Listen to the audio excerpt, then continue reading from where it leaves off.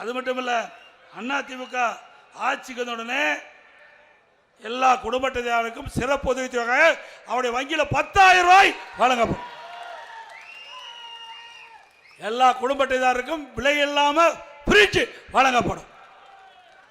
அனைத்து குடும்ப தலைவிக்கும் மாதந்தோறும் 2,000 ரூபாய் வழங்கப்படும். அதோட நம்முடைய பெண்களுக்கு 5 லட்சம் பேருக்கு அம்மா இருசக்கர வாகனம் 25,000 மானியத்தில் வழங்கப்படும். குடும்ப அட்டைதாரருக்கு வருஷத்துக்கு 3 கேஸ் சிலிண்டர் விலையில்லாமல் வழங்கப்படும்.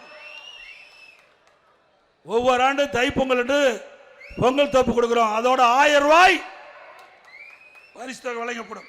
ஆண்டுதோறும் தீபாவளிக்கு நம்முடைய பெண்களுக்கு அருமையான பட்டுப்புடவை வழங்கப்படும். இப்பொழுது மகளிர் தான் நகர பேருந்துல கட்டணம்லாம் பயணம் செய்யறாங்க. அதிமுக ஆட்சி பண்ண உடனே ஆண்களும் நகர பேருந்துல கட்டணமா பயணம் செய்யலாம்.